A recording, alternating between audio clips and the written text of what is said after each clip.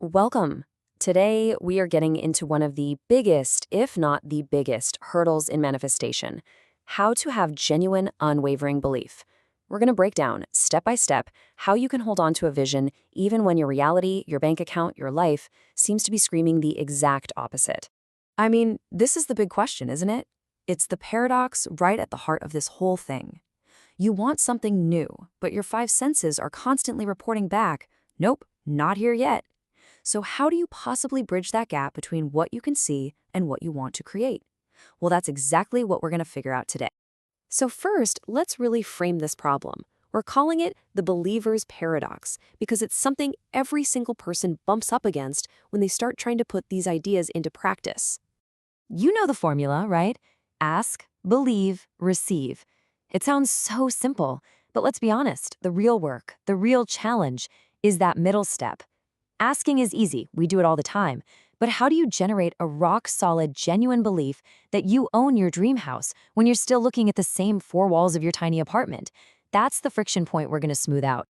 And this quote just nails it. Manifestation isn't really about getting something new from the outside world.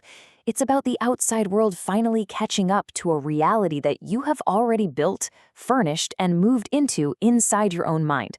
So the work, the real work, it always happens internally first. Okay, so this leads us to a whole new way of looking at your reality. Think of it like this. The world is just an echo. It's that classic chicken and egg problem, right?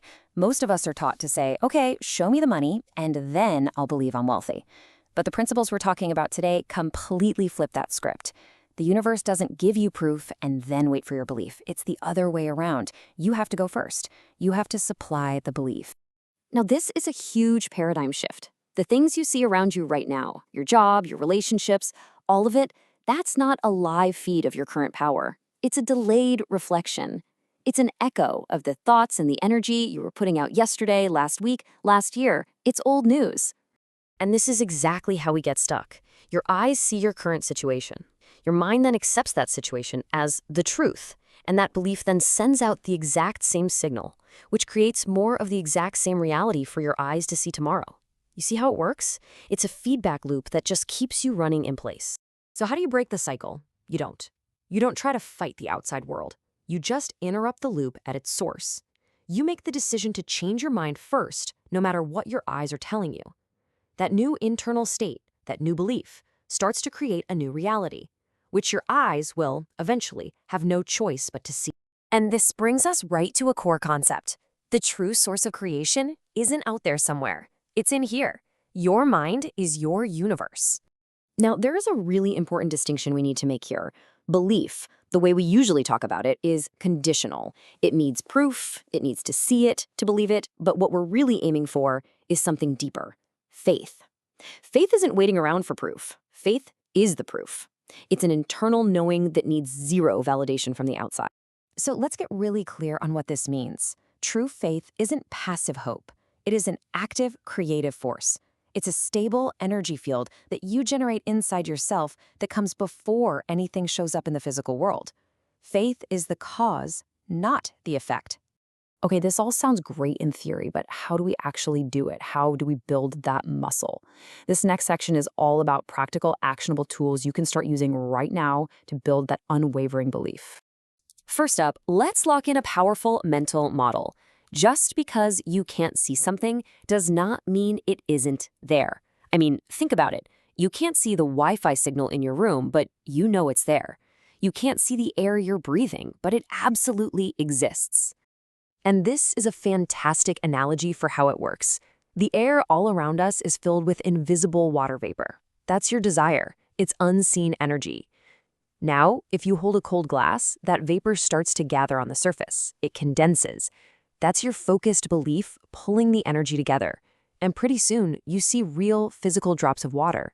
That's your manifestation. The water was always in the air. It just needed to accumulate and change form. Okay, your internal language is absolutely critical. Just look at these simple but incredibly powerful shifts. Instead of thinking from a place of lack, like, I still don't have it, you shift to a feeling of arrival with, it's getting closer. Instead of the doubtful question, when will it come? You affirm with calm confidence, I trust the timing. These are not just positive affirmations, they are commands that totally recalibrate your energy. And what happens when things seem to be taking forever? This is where most people stumble. Listen, a delay is not a no from the universe. You have to reframe it. A delay just means that more energy is accumulating for something even bigger and better than you imagined. The absolute key is not to let your energy drop in frustration. A powerful phrase to just repeat to yourself is, I am not in a hurry. This signals deep, unshakable trust. Now, this might sound a little counterintuitive, but do not fight with your current reality. When you resist something, when you push against it and say, I hate this isn't real, you're actually just feeding it your energy and making it stronger. Instead, just accept it calmly. See it for what it is, an old echo, a temporary truth. Acceptance doesn't mean you're giving up. It means you're so stable you can create something new right on top of it. Okay, let's bring this all home. In our final section, we're going to talk about where the real power is, creating from a place of stillness. This quote really gets to the heart of it. Someone who is truly, deeply confident that something is coming doesn't need to shout about it. They don't need to post about it or try to convince anybody. Their certainty is quiet. It's a calm internal knowing that doesn't need to make a sound. So often, we think that if nothing is happening on the outside, then we're failing. But we have to completely reframe that. Those quiet moments aren't empty. They're the construction site. That's when the foundation is being poured and the unseen energy is gathering. It's the most crucial phase of creation. And here's a beautifully simple technique for when you get shaken. Anytime you feel your beliefs start to wobble because of something you see or hear, just stop. Pause for 5 seconds. 1, 2, 3, 4, 5. And in that pause, you just tell yourself, that out there is not my truth. That's it.